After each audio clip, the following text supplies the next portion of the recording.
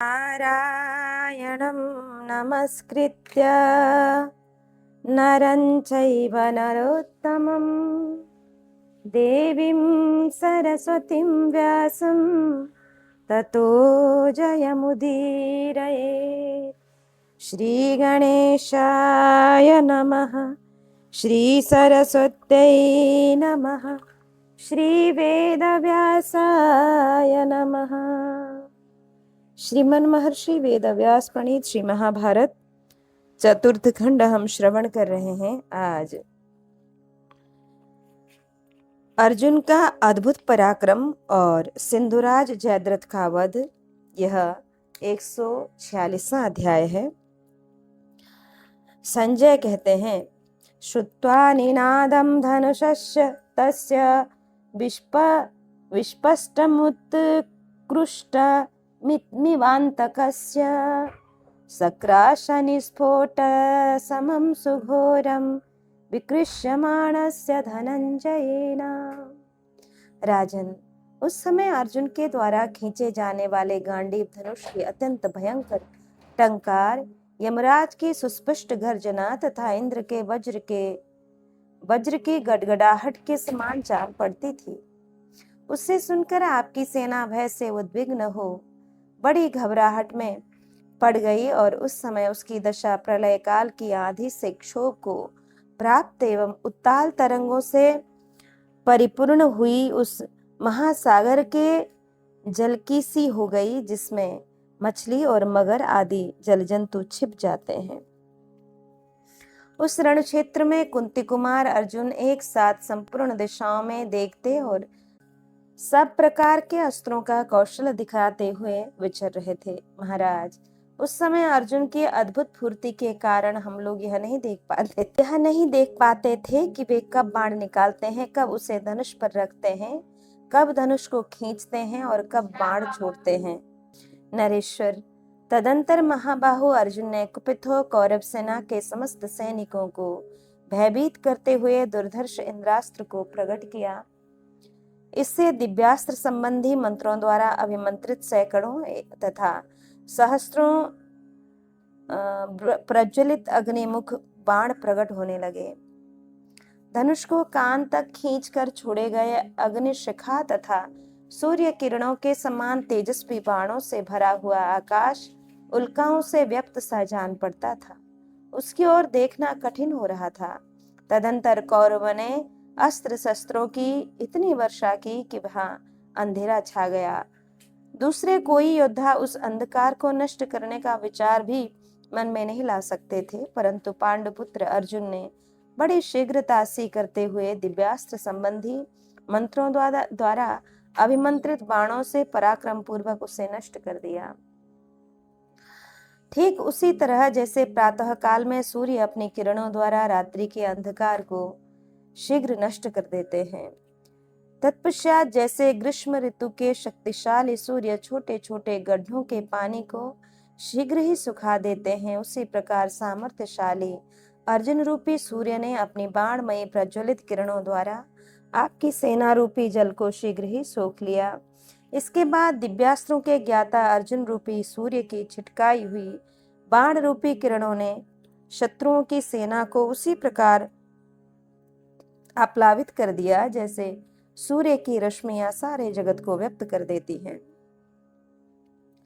तदंतर अर्जुन के छोड़े हुए दूसरे प्रचंड तेजस्वी बाण वीर योद्धाओं के हृदय में प्रिय बंधु की भांति शीघ्र ही प्रवेश करने लगे।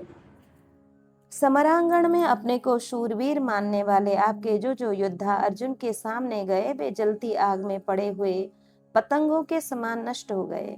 इस प्रकार कुंती कुमार अर्जुन शत्रुओं के जीवन और यश को धूल में मिलाते हुए मूर्तिमान मृत्यु के समान संग्राम भूमि में विचरण करने लगे। वे अपने बाणों से किन्हीं शत्रुओं के मुकुट मंडित मस्तकों, किन्हीं के बाजूबंद विभूषित विशाल भुजाओं तथा किन्हीं के 2 कुंडलों से अलंकृत दोनों कानों को काट गिराते थे। पांडुकुमार अर्जुन ने हाथी सवारों की, तोमर युक्त घुड़सवारों की, प्रास युक्त पैदल सिपाहियों की, ढाल युक्त रथियों को, धनुष युक्त और सारथियों को चाबुक सहित भुजाओं को काट डाला। उद्दीप्त एवं उग्र बाण रूपी शिखाओं से युक्त तेजस्वी अर्जुन वहां चिंगारियों और लपटों से युक्त प्रज्वलित अग्नि के समान प्रकाशित हो रहे थे। देवराज इंद्र के समान रथ पर बैठे हुए संपूर्ण शस्त्रधारियों में श्रेष्ठ नरश्रेष्ठ अर्जुन एक ही साथ संपूर्ण दिशाओं में महान अस्त्रों का प्रहार करते हुए सबके लिए दर्शनीय हो रहे थे। वे अपने धनुष की टंकार करते हुए रथ के मार्गों पर नृत्य सा कर रहे थे, जैसे आकाश में तपते हुए दोपहर के सूर्य की ओर देखना कठिन होता है, उसी प्रकार उनकी ओर राजा लोग यत्न करने पर भी देख नहीं पाते थे। प्रज्वलित एवं भयंकर बाण लिए किरीटधारी अर्जुन वर्षा ऋतु में अधिक जल से भरे हुए इंद्रधनुष सहित महामेघ के समान सुशोभित हो रहे थे। उस युद्ध स्थल में अर्जुन ने बड़े बड़े अस्त्रों की ऐसी बाढ़ लादी थी जो परम दुस्तर और अत्यंत भयंकर थी। उसमें कौरव दल के बहुसंख्यक श्रेष्ठ योद्धा डूब गए। भूपाल अर्जुन का वह महान युद्ध मृत्यु का क्रीड़ास्थल बन गया था, जो शस्त्रों के आघात से ही सुंदर लगता था। वहां बहुत सी ऐसी लाशें पड़ी थीं जिनके मस्तक कट गए थे और भुजाएं काट दी गई थी। बहुत सी ऐसी भुजाएं दृष्टिगोचर होती थी जिनके हाथ नष्ट हो गए थे और बहुत से हाथ भी अंगुलियों से शून्य थे। कितने ही मदोन्मत्त हाथी धराशायी हो गए थे जिनकी सूंड के अग्रभाग और दांत काटे गए थे। बहुतेरे घोड़ों की गर्दनें उड़ा दी गईं और रथों के टुकड़े टुकड़े कर दिए गए थे। किन्हीं की आंतें कट गई थी, किन्हीं के पांव कट गए थे तथा कुछ दूसरे लोगों की संधियां अंगों के जोड़ खंडित हो गई थी। कुछ लोग निश्चेष्ट हो गए थे और कुछ पड़े पड़े छटपटा रहे थे। इनकी संख्या सैकड़ों तथा सहस्त्रों थी।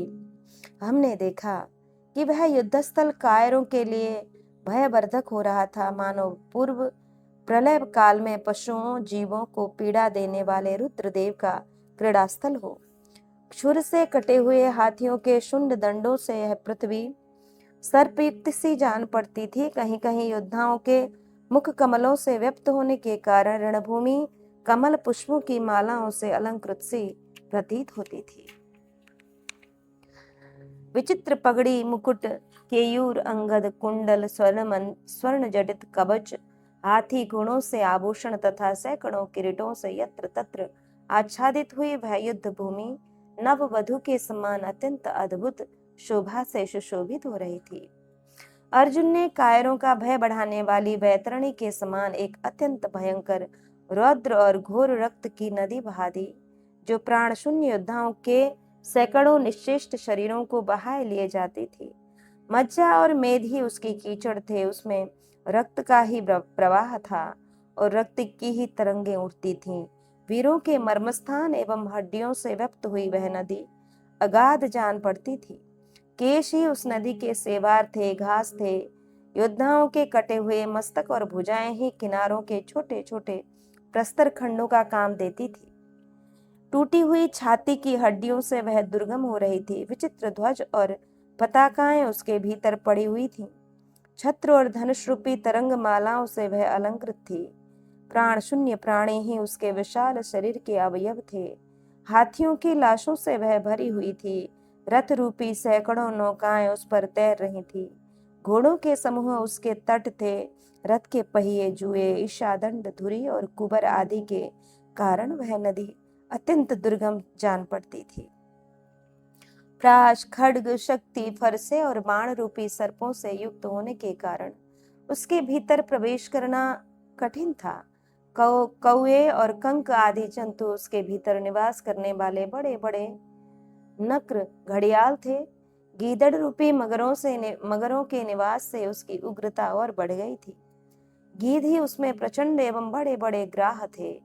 गीदड़ियों के चित्कार से वह नदी बड़ी भयानक प्रतीत होती थी। नाचते हुए प्रेत, पिशाच आदि सहस्त्रों सहस्रों भूतों से वह व्याप्त थी। समरांगण में मूर्तिमान यमराज के समान अर्जुन के उस अभूतपूर्व पराक्रम को देखकर कौरवों पर भय छा गया। तदंतर पांडुकुमार अर्जुन अपने अस्त्रों द्वारा विपक्षी वीरों के शस्त्र लेकर रौद्र कर्म में तत्पर हो अपने को रौद्र सूचित करने लगे। राजन, तत्पश्चात अर्जुन बड़े बड़े रथियों को लांग कर आगे बढ़ गए। उस समय आकाश में तपते हुए दोपहर के सूर्य के समान पांडुपुत्र अर्जुन की ओर संपूर्ण प्राणी देख नहीं पाते थे। उन महात्मा के गांडीव धनुष से छूटकर संग्राम में फैले हुए बाण समूह को हम आकाश में हंसों की पंक्ति के समान देखते थे। वीरों के अस्त्र शस्त्रों को अस्त्रों द्वारा सब ओर से रोककर अपने रौद्र भाव का दर्शन कराते हुए वे उग्र कर्म में संलग्न हो गए। राजन, उस समय जयद्रथ वध की इच्छा से अर्जुन नाराजों द्वारा उन महारथियों को मोहित करते हुए से लांग गए। श्री कृष्ण जिनके सारथी हैं, वे धनंजय संपूर्ण दिशाओं में बाणों की वृष्टि करते हुए रथ सहित तुरंत वहां विचरने लगे। उस समय उनकी शोभा देखने ही योग्य थी। शूरवीर महात्मा अर्जुन के चलाए हुए सैकड़ों और हजारों बाण समूह आकाश में घूमते हुए से दिखाई देते थे। उस समय हम कुंती कुमार महाधनुर्धर अर्जुन को बाण लेते, चढ़ाते और छोड़ते समय देख नहीं पाते थे। राजन, इस प्रकार अर्जुन ने रण क्षेत्र में संपूर्ण दिशाओं और समस्त रथियों को कदम के फूल के समान रोमांचित करके जयद्रथ पर धावा किया। साथ ही उसे झुकी हुई गांठ वाले 64 बाणों से छत विच्छत कर दिया। पांडुपुत्र अर्जुन को सिंधुराज के सन्मुख जाते देख हमारे पक्ष के वीर योद्धा उसके जीवन से निराश होकर युद्ध से निवृत्त हो गए। प्रभु, उस घोर संग्राम में आपके पक्ष का जो योद्धा पांडुपुत्र अर्जुन की ओर बढ़ा, उसके शरीर पर प्राणांतकारी बाण पड़ने लगे। विजयी वीरों में श्रेष्ठ महारथी अर्जुन ने अग्नि की ज्वाला के समान तेजस्वी बाणों द्वारा आपकी सेवना को कबंधों से भर दिया। राजेंद्र, उस समय इस प्रकार आपकी उस चतुरंगिणी सेना को व्याकुल करके कुंती कुमार अर्जुन जयद्रथ की ओर बढ़े। उन्होंने अश्वत्थामा को 50 और वृषसेन को 3 बाणों से बींध डाला। कृपाचार्य को कृपा पूर्वक केवल 9 बाण मारे। शल्य को 16, कर्ण को 32 और सिंधुराज को 64 बाणों से घायल करके अर्जुन ने संघ के समान गर्जना की। गांडीवधारी अर्जुन के चलाए हुए बाणों से उस प्रकार घायल होने पर सिंधुराज सहन न कर सका। वह अंकुश की मार खाए हुए हाथी के समान अत्यंत कुपित हो उठा। उसकी ध्वजा पर बाराह का चिन्ह था। उसने गीध की पांखों से युक्त सीधे जाने वाले सेनार के माजे हुए तथा कुपित विषधर के समान बहुत से बाण धनुष को कान तक खींचकर शीघ्रता पूर्वक अर्जुन के रथ की ओर चलाए। 3 बाणों से श्री कृष्ण को, 6 नाराजों से अर्जुन को तथा 8 बाणों से घोड़ों को घायल करके जयद्रथ ने 1 बाण से अर्जुन की ध्वजा को भी बींध डाला। परंतु अर्जुन ने तुरंत ही जयद्रथ के चलाए हुए बाणों को काट गिराया और एक ही साथ 2 बाणों से सिंधुराज के सारथी का सिर तथा अलंकारों से सुशोभित उसका ध्वज भी काट डाला। धनंजय के बाणों से आहत हो अग्निशिखा के समान तेजस्वी वह सिंधुराज का महान वाराह ध्वज दंड कट जाने से पृथ्वी पर गिर पड़ा। राजन, इसी समय जबकि सूर्यदेव तीव्र गति से अस्ताचल की ओर जा रहे थे, उतावले हुए भगवान श्री कृष्ण ने पांडुपुत्र अर्जुन से कहा, महाबाहु पार्थ, यह सिंधुराज जयद्रथ प्राण बचाने की इच्छा से भयभीत होकर खड़ा है और उसे 6 वीर महारथियों ने अपने बीच में कर रखा है। नरश्रेष्ठ अर्जुन, रणभूमि में इन 6 महारथियों को परास्त किए बिना सिंधुराज को बिना माया के जीता नहीं जा सकता। अतः मैं यहाँ सूर्यदेव को ढकने के लिए कोई युक्ति करूंगा जिससे अकेला सिंधुराज ही सूर्य को स्पष्ट रूप से अस्त हुआ देखेगा।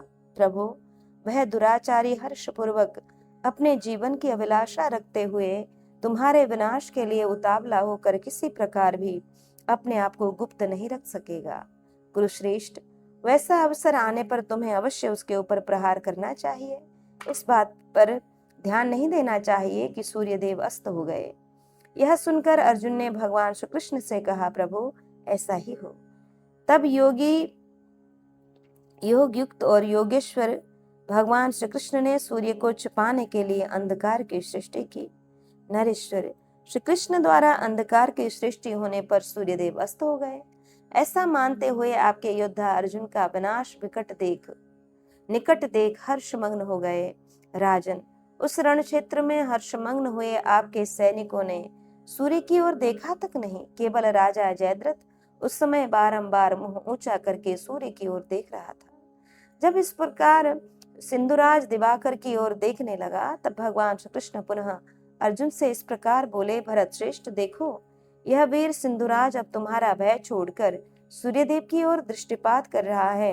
महाबाहो, इस दुरात्मा के वध का यही अवसर है। तुम शीघ्र इसका मस्तक काट डालो और अपनी प्रतिज्ञा सफल करो। श्री कृष्ण के ऐसा कहने पर प्रतापी पांडुपुत्र अर्जुन ने सूर्य और अग्नि के समान तेजस्वी बाणों द्वारा आपकी सेना का वध आरंभ किया। उन्होंने कृपाचार्य को 20, कर्ण को 50 तथा शल्य और दुर्योधन को 6-6 बाण मारे। साथ ही वृषसेन को 8 और सिंधुराज जयद्रथ को 60 बाणों से घायल कर दिया। राजन, इसी प्रकार महाबाहु पांडुनंदन अर्जुन ने आपके अन्य सैनिकों को भी बाणों द्वारा गहरी चोट पहुंचाकर जयद्रथ पर धावा किया। अपनी लपटों से सबको चाट जाने वाली आग के समान अर्जुन को निकट खड़ा देख जयद्रथ के रक्षक भारी संशय में पड़ गए। महाराज, उस समय विजय की अभिलाषा रखने वाले आपके समस्त योद्धा युद्धस्थल में इंद्र कुमार अर्जुन का बाणों की धाराओं से अभिषेक करने लगे। इस प्रकार बारंबार बाण समूह से आच्छादित किए जाने पर कुरुकुल को आनंदित करने वाले अपराजित वीर कुंती कुमार महाबाहु अर्जुन अत्यंत कुपित हो उठे। फिर उन पुरुष सिंह इंद्र कुमार ने आपकी सेना के संहार की इच्छा से बाणों का भयंकर जाल बिछाना आरंभ किया। राजन, उस समय रणभूमि में वीर अर्जुन की मार खाने वाले योद्धा भयभीत हो सिंधुराज को छोड़ भाग चले। वे इतने डर गए थे कि 2 सैनिक भी एक साथ नहीं भागते थे। वहां हम लोगों ने कुंती कुमार का अद्भुत पराक्रम देखा। उन महायशस्वी वीर ने उस समय जो पुरुषार्थ प्रकट किया था, वैसा न तो पहले कभी प्रकट हुआ था और न आगे कभी होगा ही। जैसे संहारकारी रुद्र समस्त प्राणियों का विनाश कर डालते हैं, उसी प्रकार उन्होंने हाथियों और हाथी सवारों को, घोड़ों और घुड़सवारों को तथा रथों एवं रथियों को भी नष्ट कर दिया। नरेश्वर, उस समर भूमि में मैंने कोई भी ऐसा हाथी, घोड़ा या मनुष्य नहीं देखा जो अर्जुन के बाणों से छत बिछत न हुआ हो। उस समय धूल और अंधकार से सारे योद्धाओं के नेत्र आच्छादित हो गए थे। वे भयंकर मोह में पड़ गए। उनके लिए एक दूसरे को पहचानना भी असंभव हो गया। भारत, अर्जुन के चलाए हुए बाणों से जिनके मर्मस्थल विदीर्ण हो गए थे, वे सैनिक चक्कर काटते, लड़खड़ाते, गिरते, व्यथित होते और प्राण शून्य होकर मलिन हो जाते थे। समस्त प्राणियों के प्रलय काल के समान जब वह महाभीषण, अत्यंत दारुण, महान एवं दुर्लंघ्य संग्राम चल रहा था, उस समय रक्त की वर्षा से और वायु के वेग पूर्वक चलने से रुधिर से भीगे हुए धरातल की सी धूल शांत हो गई। रथ के पहिए नाभि तक खून में डूबे हुए थे।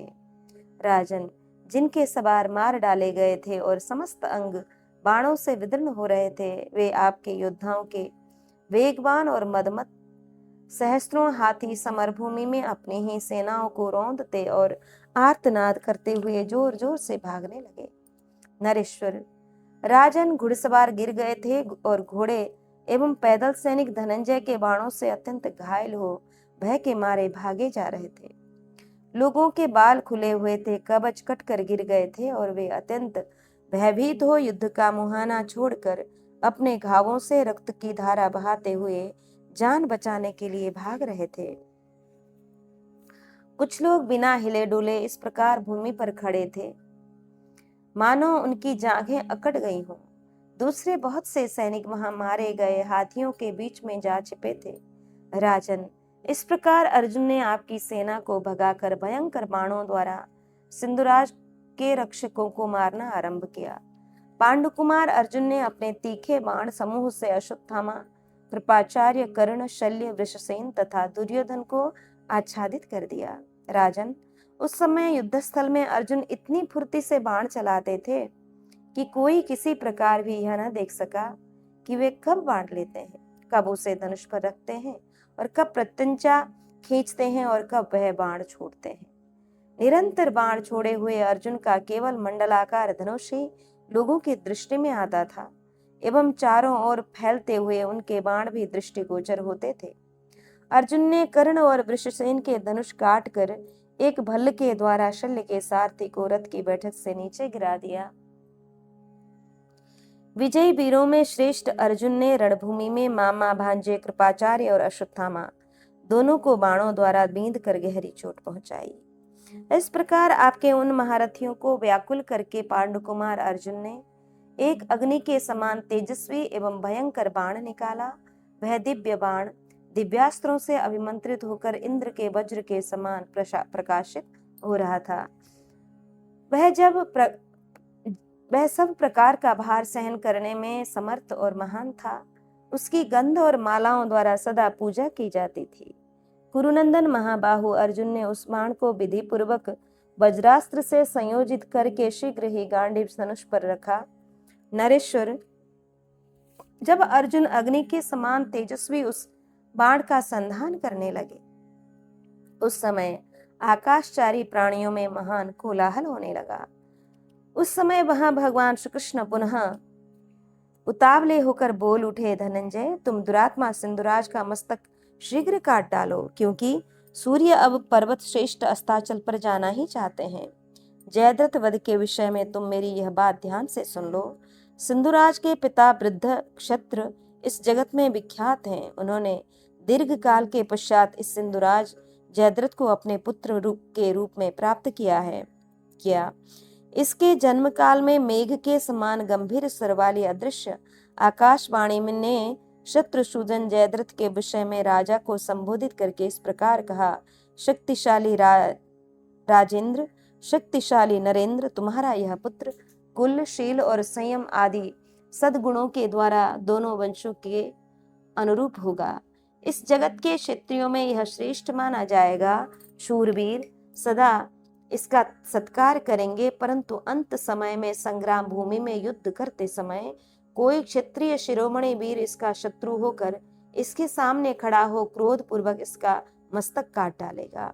यह सुनकर शत्रुओं का दमन करने वाले सिंधुराज वृद्ध छत्र देर तक कुछ सोचते रहे। फिर पुत्र स्नेह से प्रेरित हो वे समस्त जाति भाइयों से इस प्रकार बोले, संग्राम में युद्ध तत्पर हो भारी भार वहन करते हुए मेरे इस पुत्र के मस्तक को जो पृथ्वी पर गिरा देगा, उसके सिर के भी सैकड़ों टुकड़े हो जाएंगे, इसमें संशय नहीं है। ऐसा कहकर समय आने पर वृद्ध छत्र ने जयद्रथ को राज्य सिंहासन पर स्थापित कर दिया और स्वयं वन में जाकर उग्र तपस्या में संलग्न हो गए। कपिध्वज अर्जुन वे तेजस्वी राजा वृद्ध छत्र इस समय इस समंत पंचक क्षेत्र से बाहर घोर एवं दुर्धर्ष तपस्या कर रहे हैं। कि कपिध्वज अर्जुन वे तेजस्वी राजा वृद्धक्षत्र इस समय इस समंतक पंचक क्षेत्र से बाहर घोर एवं दुर्धर्ष तपस्या कर रहे हैं। अतः शत्रुसूदन, तुम अद्भुत कर्म करने वाले किसी भयंकर दिव्यास्त्र के द्वारा इस महासमर में सिंधुराज जयद्रथ का कुंडल सहित मस्तक काट कर उसे इस वृद्ध छत्र की गोद में गिरा दो। भारत, तुम भीमसेन के छोटे भाई हो, अतः सब कुछ कर सकते हो। यदि तुम इसके मस्तक को पृथ्वी पर गिराओगे तो तुम्हारे मस्तक के भी 100 टुकड़े हो जाएंगे, इसमें संशय नहीं है। कुरुश्रेष्ठ, राजा वृद्ध छत्र तपस्या में संलग्न है। तुम दिव्यास्त्र का आश्रय लेकर ऐसा प्रयत्न करो जिससे उसे इस बात का पता न चले। इंद्र कुमार, संपूर्ण त्रिलोकी में कोई ऐसा कार्य नहीं है जो तुम्हारे लिए असाध्य हो अथवा जिसे तुम कर न सको। श्री कृष्ण का यह वचन सुनकर अपने दोनों गल पर चाटते हुए अर्जुन ने सिंधुराज के वध के लिए धनुष पर रखे हुए उस बाण को तुरंत ही छोड़ दिया, जिसका स्पर्श इंद्र के वज्र के समान कठोर था, जिसे दिव्य मंत्रों से अभिमंत्रित किया था, जो सारे भारों को सहने में समर्थ था और जिसकी प्रतिदिन चंदन और पुष्पमाला द्वारा पूजा की जाती थी। गांडीव धनुष से छूटा हुआ वह शीघ्रगामी बाण सिंधुराज का सिर काटकर बाज पक्षी के समान उसे आकाश में ले उड़ा। सिंधुराज जयद्रथ के उस मस्तक को उन्होंने बाणों द्वारा ऊपर ढोना आरंभ किया। इससे अर्जुन के शत्रुओं को बड़ा दुख और मित्रों को महान हर्ष हुआ। उस समय पांडुपुत्र अर्जुन ने एक के बाद एक करके अनेक बाण मारकर उस मस्तक को कदम्ब के फूल सा बना दिया। साथ ही वे पूर्वोक्त 6 महारथियों से युद्ध भी करते रहे। भारत, उस समय हमने समंतक पंचक से बाहर जहां वह बाण उस मस्तक को ले गया था, वहां बड़े भारी आश्चर्य की घटना देखी। आर्य, इसी समय आपके तेजस्वी संबंधी राजा वृद्धक्षत्र संध्योपासना कर रहे थे।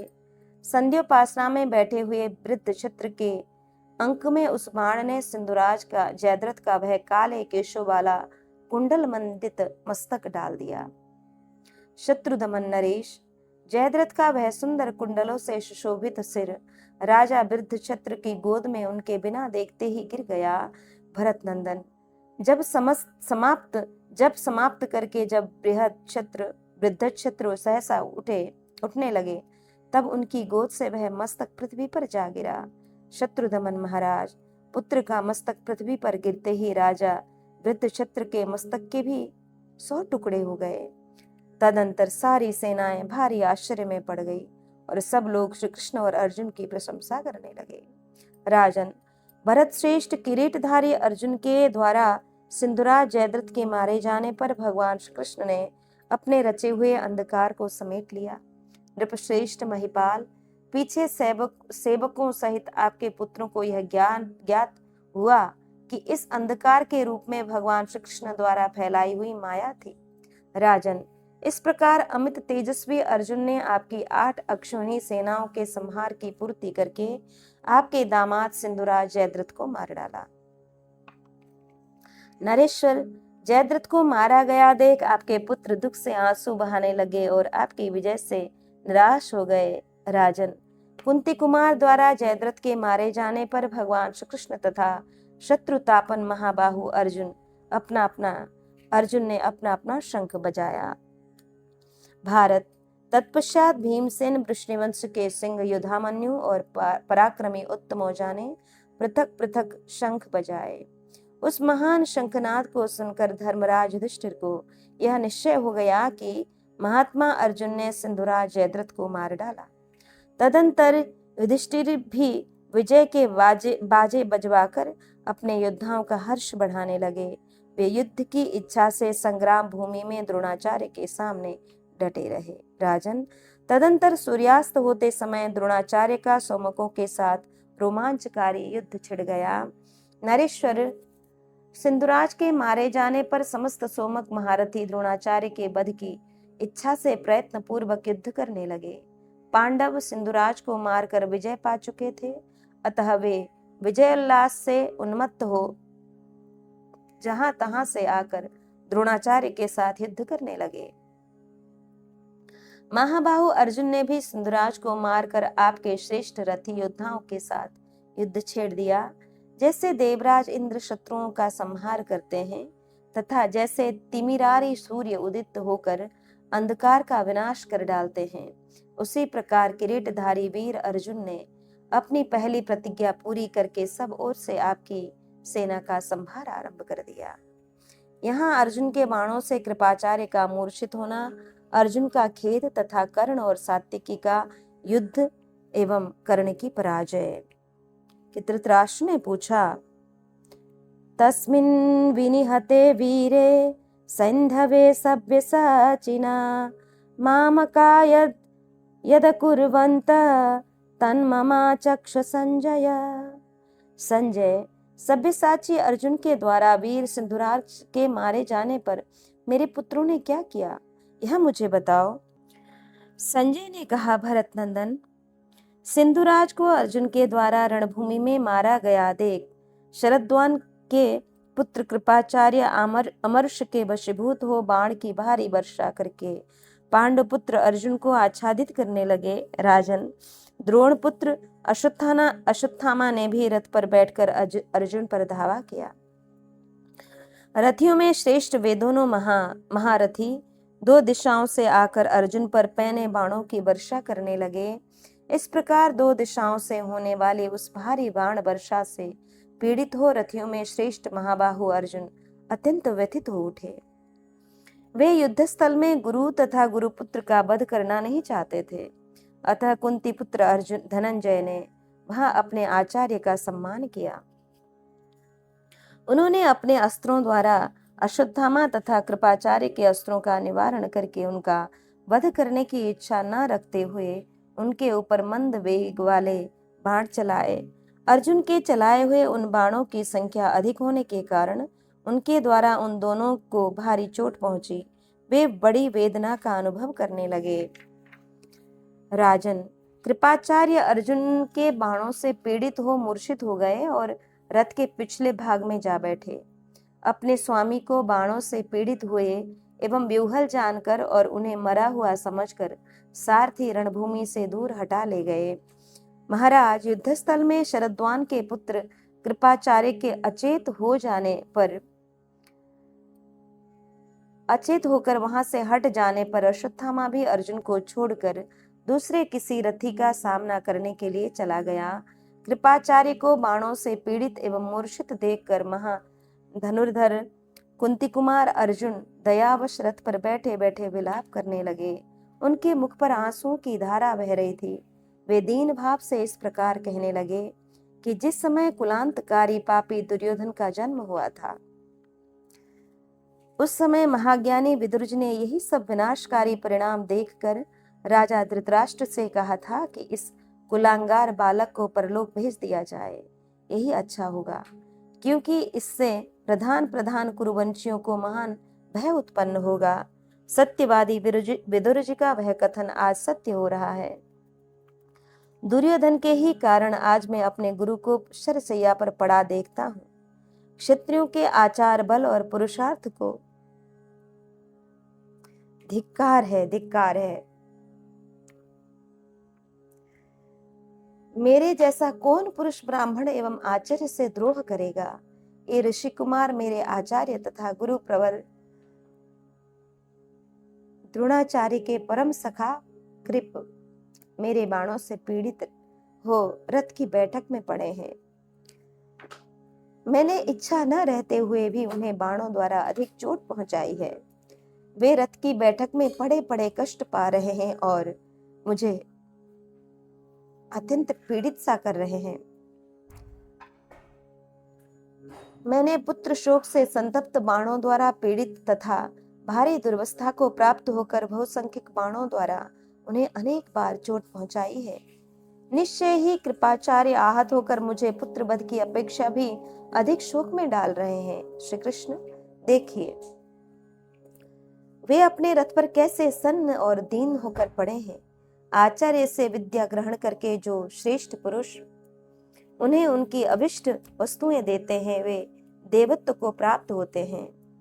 गुरु से विद्या ग्रहण करके जो नराधम उन पर ही चोट करते हैं, वे दुराचारी मानव निश्चय ही नरकगामी होते हैं। मैंने आचार्य कृप को अपने बाणों की वर्षा द्वारा रथ पर सुला दिया है। निश्चय ही यह कर्म मैंने आज नरक में जाने के लिए किया है। पूर्व काल में मुझे अस्त्र विद्या की शिक्षा देकर कृपाचार्य ने जो मुझसे कहा था कि कुरुनंदन, तुम्हें गुरु के ऊपर किसी प्रकार भी प्रहार नहीं करना चाहिए, उन श्रेष्ठ महात्मा आचार्य का यह वचन युद्धस्थल में उन्हीं पर बाणों की वर्षा करके मैंने नहीं माना है। वर्षणीय, युद्ध में कभी पीठ न दिखाने वाले उन परम पूजनीय गौतम वंशी कृपाचार्य को मेरा नमस्कार है। मैं जो उन पर प्रहार करता हूँ उसके लिए मुझे धिक्कार है। सब्यसाची अर्जुन कृपाचार्य के लिए विलाप कर ही रहे थे कि सिंधुराज को मारा गया देख राधानंदन कर्ण ने उन पर धावा कर दिया।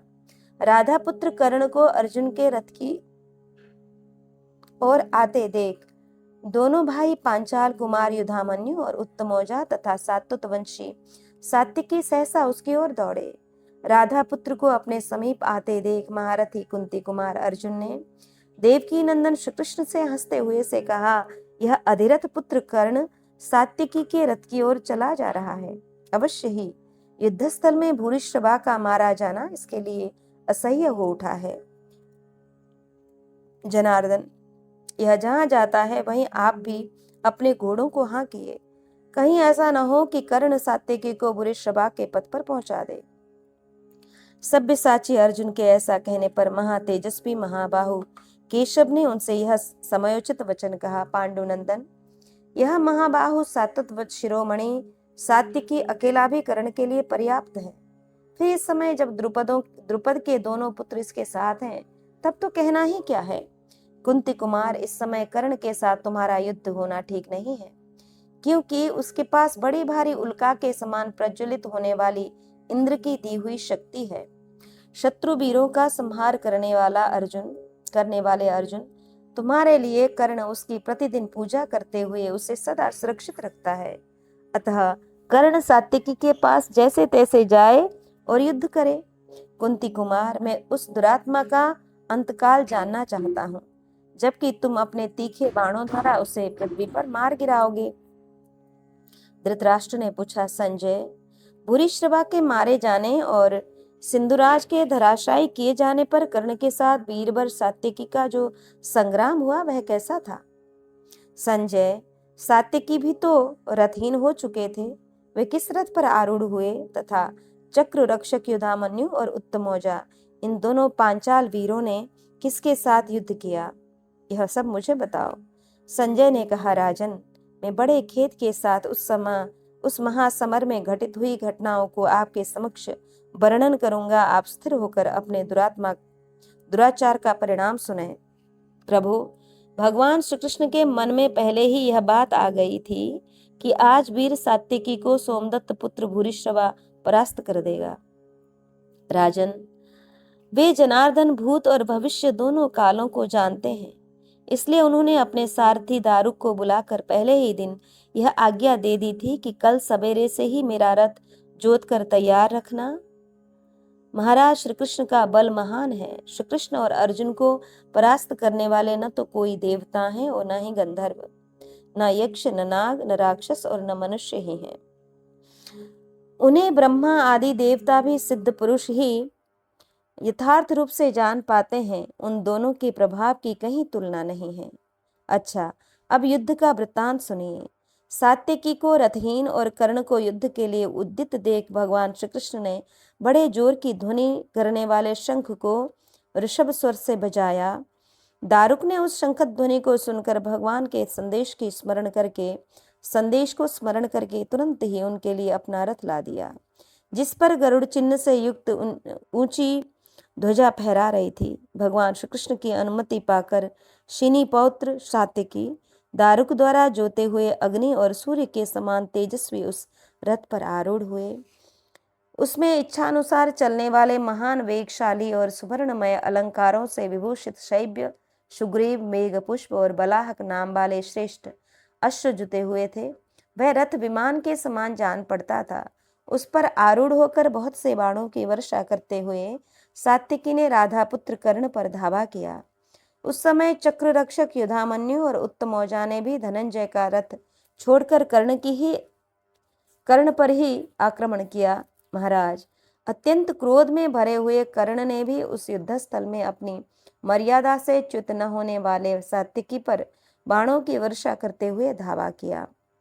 राजन, मैंने इस पृथ्वी पर या स्वर्ग में देवताओं, गंधर्वों, असुरों तथा राक्षसों का भी वैसा युद्ध कभी सुना नहीं। महाराज, उन दोनों का वह संग्राम देखकर सबके चित्त में मोह छा गया। राजन, सभी दर्शक के समान उन दोनों नरश्रेष्ठ वीरों के उस अतिमानव युद्ध को और दारुक के सारथ्य कर्म को देखने लगे। हाथी, घोड़े, रथ और मनुष्यों से युक्त वह चतुरंगिणी सेना भी युद्ध से उपरत हो गई थी। रथ पर बैठे हुए कश्यप गोत्रीय सारथी दारुक के रथ संचालन की गमन, प्रत्यागमन, आवर्तन मंडल तथा सन्निवर्तन आदि विविध रीतियों से आकाश में खड़े हुए देवता, गंधर्व और दानव भी चकित हो उठे तथा कर्ण और सात्विकी के युद्ध को देखने के लिए अत्यंत सावधान हो गए। वे दोनों बलवान वीर रणभूमि में एक दूसरे से स्पर्धा रखते हुए अपने अपने मित्र के लिए पराक्रम दिखा रहे थे। महाराज, देवताओं के समान तेजस्वी कर्ण तथा सात्विक पुत्र युधान दोनों एक दूसरे पर बाणों की बौछार करने लगे। कर्ण ने भूरिश्रवा और जलसंध के वध को सहन न करने के कारण अपने बाणों की वर्षा से शिनी पौत्र सात्विकी को मत डाला। शत्रुदमन नरेश कर्ण उन दोनों की मृत्यु से शोकमग्न हो फुफकारते हुए महान सर्प की भांति लंबी सांसें खींच रहा था। वह युद्ध में क्रुद्ध हो अपने नेत्रों से सात्विकी की ओर इस प्रकार देख रहा था मानो वह उन्हें जलाकर भस्म कर देगा। उसने बारंबार वेग पूर्वक सात्विकी पर धावा किया। कर्ण को कुपित देख सात्विकी बाणों की बड़ी भारी वर्षा करते हुए उसका सामना करने लगे, मानो एक हाथी दूसरे हाथी से लड़ रहा हो। वेगशाली व्याघ्रों के समान परस्पर भिड़े हुए वे दोनों पुरुष सिंह युद्ध में अनुपम पराक्रम दिखाते हुए एक दूसरे को क्षत विक्षत कर रहे थे। शत्रुओं का दमन करने वाले महाराज तदंतर शिनी पौत्र सात्विकी ने संपूर्णतः लोहमय बाणों द्वारा कर्ण को उसके सारे अंगों में बारंबार चोट पहुंचाई और एक भल्ल द्वारा उसके सारथी को रथ की बैठक से नीचे गिरा दिया। राजन, इससे खिन्न चित्त होकर आपके महारथी वीर कर्ण पुत्र वृषसेन, मद्रराज शल्य तथा द्रोण कुमार अश्वत्थामा ने सात्विकी को सब ओर से घेर लिया। सात्विकी के द्वारा वीरवर सूत पुत्र कर्ण के रथहीन कर दिए जाने पर सारा सैन्य दल सब ओर से व्याकुल हो उठा। किसी को कुछ सूझ नहीं पड़ता था। राजन, उस समय सारी सेनाओं में महान हाहाकार होने लगा। महाराज, सात्विकी के बाणों से रथहीन किया गया कर्ण भी लंबी सांस खींचता हुआ तुरंत ही दुर्योधन के रथ पर जा बैठा। बचपन से लेकर सदा ही किए हुए आपके पुत्र के सौहार्द का वह समादर करता था और दुर्योधन को राज्य दिलाने की जो उसने प्रतिज्ञा कर रखी थी उसके पालन में वह हमेशा तत्पर था। राजन, अपने मन को वश में करने वाले सात्विकी ने रथहीन हुए कर्ण को तथा दुशासन आदि आपके वीर पुत्रों को भी उस समय इसलिए नहीं मारा कि वे भीमसेन और अर्जुन की पहले से ही की हुई प्रतिज्ञा की रक्षा कर रहे थे। उन्होंने उन सबको रथहीन और अत्यंत व्याकुल तो कर दिया, परंतु उसके प्राण नहीं लिए। जब दोबारा युद्ध हुआ था उस समय भीमसेन ने आपके पुत्र के वध की प्रतिज्ञा की थी और अर्जुन ने कर्ण को मार डालने की घोषणा की थी। कर्ण आदि श्रेष्ठ महारथियों ने सात्विकी के वध के लिए पूरा प्रयत्न किया, परंतु वे उन्हें मार न सके। अश्वत्थामा, कृतवर्मा, अन्यान्य महारथी तथा सैकड़ों क्षत्रिय शिरोमणि सात्विकी द्वारा एकमात्र धनुष से परास्त कर दिए गए। सात्विकी धर्मराज का प्रिय करना और परलोक पर विजय पाना चाहते थे। शत्रुओं को संताप देने वाले सात्विकी श्री कृष्ण और अर्जुन के समान पराक्रमी थे। उन्होंने आपकी सारी सेनाओं को हंसते हुए से जीत लिया था। नरव्याघ्र, संसार में श्री कृष्ण, कुंती कुमार अर्जुन और शिनीपुत्र सात्विकी ये तीन ही वास्तव में धनुर्धर हैं। इनके समान चौथा कोई नहीं है। धृतराष्ट्र ने पूछा, संजय, सात्विकी युद्ध में भगवान श्री कृष्ण के समान है। उन्होंने श्री कृष्ण के ही अजय रथ पर आरूढ़ होकर कर्ण को रथहीन कर दिया। उस समय उनके साथ दारुक जैसा सारथी था और उन्हें अपने बाहुबल का अभिमान तो था ही, परंतु शत्रुओं को संताप देने वाले सात्विकी क्या किसी दूसरे रथ पर भी आरूढ़ हुए थे? मैं यह सुनना चाहता हूँ। तुम कथा कहने में बड़े कुशल हो। मैं तो सात्विकी को किसी के लिए असह्य मानता हूँ, किसी के लिए भी असह्य मानता हूँ। अतः संजय, तुम मुझसे सारी बातें स्पष्ट रूप से बताओ। संजय ने कहा, राजन, सारा वृत्तांत यथार्थ रूप से सुनिए। दारुक का एक छोटा भाई था जो बड़ा बुद्धिमान था। वह तुरंत ही रथ सजाने की विधि से सुसज्जित किया हुआ एक दूसरा रथ ले आया। लोहे और सोने के पट्टों से उसका कुंवर अच्छी तरह कसा हुआ था।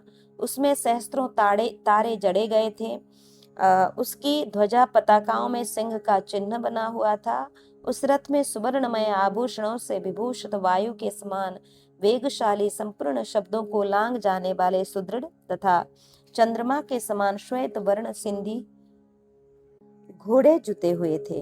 प्रजानाथ, उन घोड़ों को विचित्र स्वर्णमय कवचों से सुसज्जित किया गया था। वे सभी अश्व अच्छी श्रेणी के थे। उनसे जुते हुए उस रथ में क्षुद्र घंटिकाओं के समूह से निकलती हुई मधुर ध्वनि व्यक्त हो रही थी। वहां रखे हुए शक्ति और तोमर आदि शस्त्र विद्युत के समान प्रकाशित थे। प्रजानाथ उन घोड़ों को विचित्र स्वर्णमय कवचों से सुसज्जित किया गया था। वे सभी अच्छी अच्छी श्रेणी के अश्व थे। उनसे जुते हुए उस रथ में क्षुद्र घंटिकाओं के समूह से निकलती हुई वह मधुर ध्वनि व्यक्त हो रही थी। उसमें बहुत से अस्त्र शस्त्र आदि युद्धोपयोगी आवश्यक सामान एवं द्रव्य यथास्थान रखे गए थे। उस रथ के चलने पर मेघों की गर्जना के समान गंभीर शब्द होता था। दारुक का छोटा भाई उस रथ को सात्यकी के पास ले आया और सात्यकी ने उसी पर आरूढ़ होकर आपकी सेना पर आक्रमण किया। दारुक भी इच्छानुसार भगवान श्री कृष्ण के निकट चला गया। राजन, कर्ण के लिए भी एक सुंदर रथ लाया गया, जिसमें शंख और गोदुग्ध के समान श्वेत वर्ण वाले विचित्र सुवर्णमय कवच से सुसज्जित और अत्यंत वेगशाली श्रेष्ठ अश्व जुते हुए थे। उसमें सुवर्णमयी रज्जु से आविष्टित ध्वजा फहरा रही थी। वह रथ यंत्र और पताकाओं से सुशोभित था। उसके भीतर बहुत से अस्त्र शस्त्र आदि आवश्यक सामान रखे गए थे। उस श्रेष्ठ रथ का सारथी भी सुयोग्य था। दुर्योधन के सेवक वह रथ लेकर आए और कर्ण ने उसके ऊपर आरूढ़ होकर शत्रुओं पर धावा किया। राजन, आप मुझसे जो कुछ पूछ रहे थे वह सब मैंने आपको बता दिया है। अब पुनः आपके ही अन्याय से होने वाले इस महान जनसंहार का वृत्तांत सुनिए। भीमसेन ने अब तक सदा विचित्र युद्ध करने वाले दुर्मुख आदि आपके 31 पुत्रों को मार गिराया है। भारत, इसी प्रकार सात्विकी और अर्जुन ने भी भीष्म और भगदत्त आदि सैकड़ों सूरवीरों का संहार कर डाला। और राजन, इस प्रकार आपकी कुमंत्रणा के फलस्वरूप यह विनाश कार्य संपन्न हुआ है। यहाँ अर्जुन का कर्ण को फटकारना और वृषसेन के वध की प्रतिज्ञा करना, श्री कृष्ण अर्जुन को बधाई देकर उन्हें रणभूमि का भयानक दृश्य दिखाते हुए युधिष्ठिर के पास ले जाना। धृतराष्ट्र ने पूछा, तथागतेषु शूरेषु तेषां मम च संजय किं वै भीमस्तदाकर्षेत् तन्ममाचक्ष संजय। संजय, जब पांडव पक्ष के और मेरे शूरवीर सैनिक पूर्वोक्त रूप से युद्ध के लिए उद्यत हो गए, तब भीमसेन ने क्या किया, यह मुझे बताओ। संजय ने कहा, राजन, रथहीन भीमसेन कर्ण के बागबाणों से पीड़ित हो अमर्ष के वशीभूत हो गए थे। वे अर्जुन से इस प्रकार बोले, धनंजय, कर्ण ने तुम्हारे सामने ही मुझको बारंबार कहा है कि अरे तू निमुछिया, मूर्ख, पेटू, अस्त्र विद्या को न जानने वाला बालक और संग्राम भीरू है, अतः युद्ध न कर। भारत, जो ऐसा कह दे वह मेरा वध्य होता है। उसने मुझे ऐसा कह दिया। महाबाहु कुंती कुमार, ऐसा कहने वाले के वध की यह प्रतिज्ञा मैंने तुम्हारे साथ ही की थी। यह कर्ण का वध जैसे मेरा कार्य है वैसे ही तुम्हारा भी है, इसमें संशय नहीं है। नरश्रेष्ठ, कर्ण के वध के लिए तुम मेरे इस कथन पर भी ध्यान दो। धनंजय, जैसे भी मेरी वह प्रतिज्ञा सत्य हो सके वैसा प्रयत्न करो। भीमसेन का यह वचन सुनकर अमित पराक्रमी अर्जुन युद्धस्थल में कर्ण के कुछ निकट जाकर इससे इस प्रकार बोले, कर्ण, कर्ण, तेरी दृष्टि मिथ्या है। सूत पुत्र, तू स्वयं ही अपनी प्रशंसा करता है। अधर्म बुद्धे, मैं इस समय तुझसे जो कुछ कहता हूं उसे सुन। राधा नंदन, युद्ध में शूरवीरों के 2 प्रकार के परिणाम देखे जाते हैं, जय और पराजय। यदि इंद्र भी युद्ध करें तो उनके लिए भी वे दोनों परिणाम अनिश्चित हैं। अर्थात यह निश्चित नहीं कि अब कब किसकी विजय होगी और कब किसकी पराजय। ओ निर्लज्ज कर्ण, तू बार बार युद्ध छोड़कर भाग जाता है, तो भी तुझ भागते हुए के प्रति भीमसेन ने कोई कटु वचन नहीं कहा। भीमसेन के इस महात्म्य को उनके उत्तम कुल में जन्म लेने के कारण प्राप्त हुए अच्छे शील स्वभाव को प्रत्यक्ष देख ले। सूत पुत्र, फिर तूने भी पुनः युद्ध करके केवल एक ही बार दैवेच्छा से पांडुपुत्र वीरवर भीमसेन को रथहीन किया है। राधा पुत्र, तूने भीम को कटुवचन सुनाकर अपने कुल के अनुरूप कार्य किया है। नरश्रेष्ठ, इस समय जो संकट तेरे सामने प्रस्तुत है उसे तू नहीं जानता है। जैसे सियार जंगली व्याघ्र आदि जंतुओं की अवहेलना करें, उसी प्रकार तू भी क्षत्रिय समाज का अपमान कर रहा है। संग्राम भीमसेन का तो पैतृक कर्म है और तेरा काम तो कुल के अनुरूप रथ हाँकना ही है। राधा पुत्र, मैं इस युद्ध के मुहाने पर संपूर्ण शस्त्रधारी योद्धाओं के बीच में तुझसे कह देता हूँ, तू अपने सारे कार्य सब प्रकार से पूर्ण कर ले। संग्राम में इंद्र को भी एकांततः सिद्धि नहीं प्राप्त होती है। सात्विकी ने तुझे रथहीन करके मृत्यु के निकट पहुंचा दिया था। तेरी सारी इंद्रिय व्याकुल हो उठी थी, तो भी तू मेरा वध्य है यह जानकर उन्होंने तुझे जीत कर भी जीवित छोड़ दिया। परंतु तूने रणभूमि में युद्ध परायण महाबली भीमसेन को दैवेच्छा से किसी प्रकार रथहीन करके जो उनके प्रति कठोर बातें कही थी, यह तेरा महान अधर्म है। नीच मनुष्य वैसा कार्य करते हैं। नरश्रेष्ठ, शूरवीर सज्जन शत्रु को जीत कर बढ़ बढ़कर बातें नहीं बोलते, नहीं बनाते, किसी को कटु वचन नहीं कहते और न किसी की निंदा करते हैं। सूत पुत्र, तेरी बुद्धि बहुत ओछी है, इसलिए तू चपलतावश बिना जांचे बूझे बहुत सी न सुनने योग्य असंबद्ध बातें बक जाया करता है। तूने युद्ध में संलग्न श्रेष्ठ व्रत के पालन में तत्पर पराक्रमी और शूरवीर भीमसेन के प्रति जो अप्रिय वचन कहा है, तेरा यह कथन ठीक नहीं है। सारी सेनाओं के देखते देखते मेरे और श्री कृष्ण के सामने युद्धस्थल में भीमसेन ने तुझे अनेक बार रथहीन कर दिया था, परंतु उन पांडुपुत्र भीम ने तुझसे कोई कटु वचन नहीं कहा।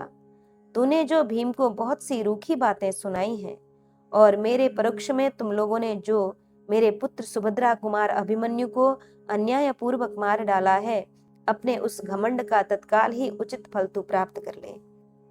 दुर्मते, मूढ़, तूने अपने विनाश के लिए अभिमन्यु का धनुष काट दिया था, अतः मेरे द्वारा भृत्य पुत्र तथा बंधु बांधवों सहित प्राणदंड पाने योग्य है। तू अपने सारे कर्तव्य पूर्ण कर ले, तुझे भारी भय आ पहुंचा है। मैं युद्धस्थल में तेरे देखते देखते तेरे पुत्र वृषसेन को मार डालूंगा। दूसरे भी जो राजा अपनी बुद्धि पर मोह छाने के कारण मेरे समीप आ जाएंगे, उन सब का संहार कर डालूंगा। इस सत्य को सामने रखकर मैं अपना धनुष छूता हूँ, शपथ खाता हूँ। ओ मूढ़, तू अपवित्र बुद्धि वाले अत्यंत घमंडी सहायकों के युद्धस्थल में धराशायी हुआ देखकर मूर्ख दुर्योधन को भी बड़ा पश्चाताप होगा।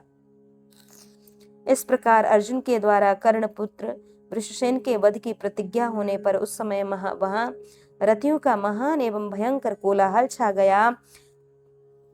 उस महाभयानक तुमुल संग्राम के छिड़ जाने पर मंद किरणों वाले भगवान सूर्यदेव अस्ताचल को चले गए। राजन, तत्पश्चात भगवान श्री कृष्ण ने प्रतिज्ञा से पार होकर युद्ध के मुहाने पर खड़े हुए अर्जुन को हृदय से लगाकर इस प्रकार कहा,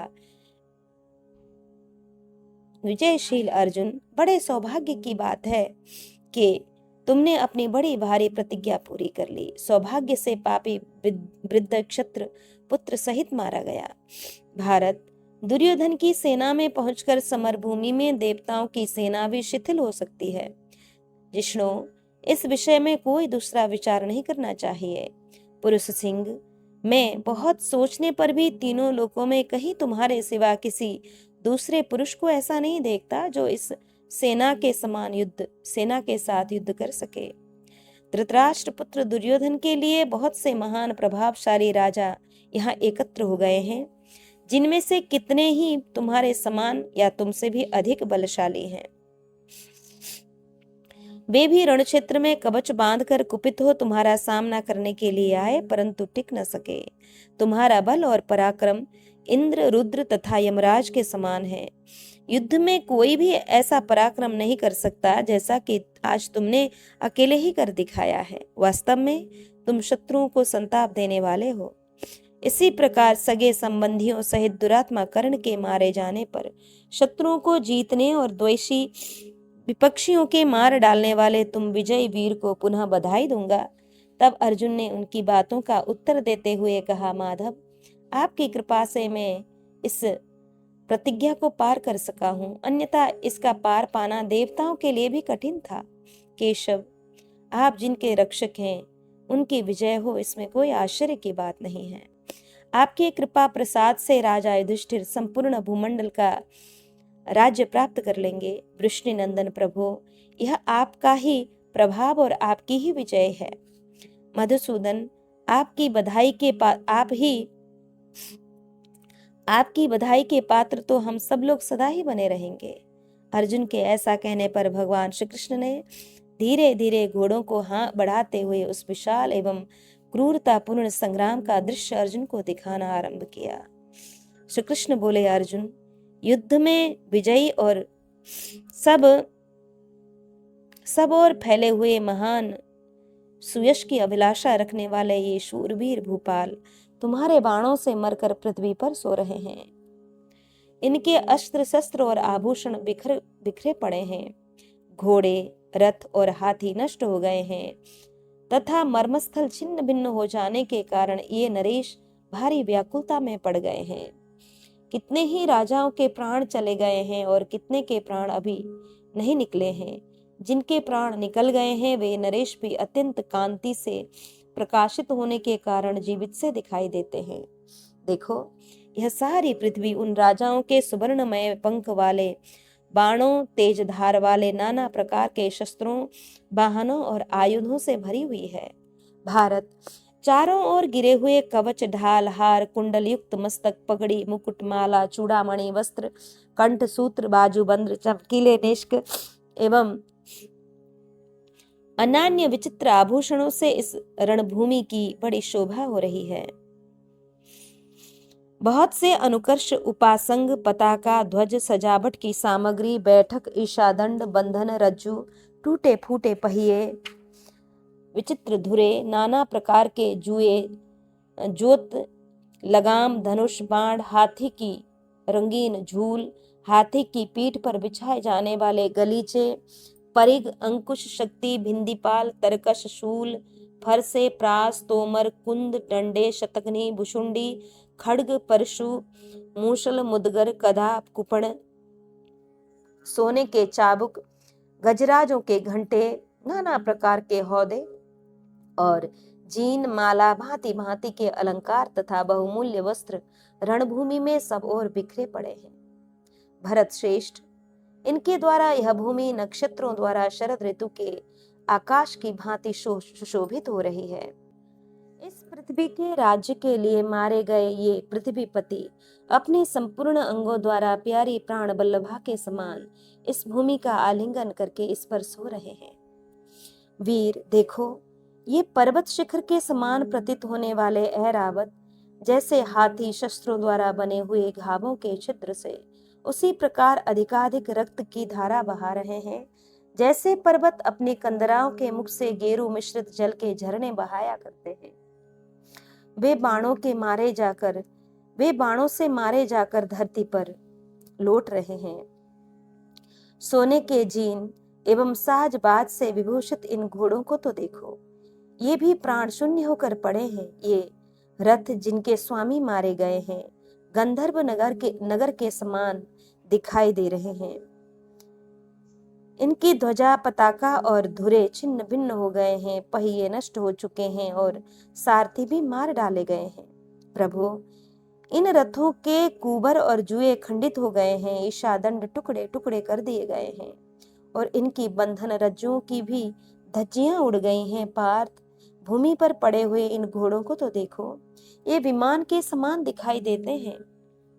वीर, अपने मारे हुए इन सैकड़ों और हजारों पैदल सैनिकों को देखो, जो धनुष और ढाल लिए खून से लथपथ हो धरती पर सो रहे हैं। महाबाहो, तुम्हारे बाणों से जिनके शरीर छिन्न भिन्न हो रहे हैं उन योद्धाओं की दशा तो देखो, उनके बाद धूल में सन गए हैं और वे अपने संपूर्ण अंगों से इस पृथ्वी का आलिंगन करके सो रहे हैं। नरश्रेष्ठ, इस भूतल की दशा तो देख लो, इसकी ओर दृष्टि डालना कठिन हो रहा है। यह मारे गए हाथियों, चौपट हुए रथों और मरे हुए घोड़ों से पट गया है। रक्त, चर्बी और मांस से यहाँ कीच मच गई है। यह रणभूमि निशाचरों, कुत्तों, भेड़ियों और पिशाचों के लिए आनंददायिनी बन गई है। प्रभु, समरांगण में यह यशोवर्धक महान कर्म करने की शक्ति तुम में तथा महायुद्ध में दैत्यों और दानवों का संहार करने वाले देवराज इंद्र में ही संभव है। संजय कहते हैं, राजन, इस प्रकार किरीटधारी अर्जुन को रणभूमि का दृश्य दिखाते हुए भगवान श्री कृष्ण ने वहां जुटे हुए स्वजनों सहित पांचजन्य शंख बजाया। शत्रुदमन भगवान श्री कृष्ण ने अर्जुन को इस प्रकार रणभूमि का दृश्य दिखाते हुए अनायासी अजात शत्रु पांडुनंदन युधिष्ठिर के पास पहुंचकर उनसे यह निवेदन किया कि जयद्रथ आज मारा गया। इस प्रकार श्री महाभारत द्रोण पर्व के अंतर्गत जयद्रथ पर्व में 148वां अध्याय यहाँ पूर्ण हुआ। आज के पारायण को श्री ठाकुर जी के चरण कमल में अर्पित कर यहाँ हम विश्राम लेंगे। श्री कृष्ण गोविंद हरे मुरारे, हे नाथ नारायण वासुदेव, अनंत वैकुंठ मुकुंद कृष्ण, गोविंद दामोदर माधवेति। हे कृष्ण हे यादव हे सखेते, गोविंद दामोदर माधवेति।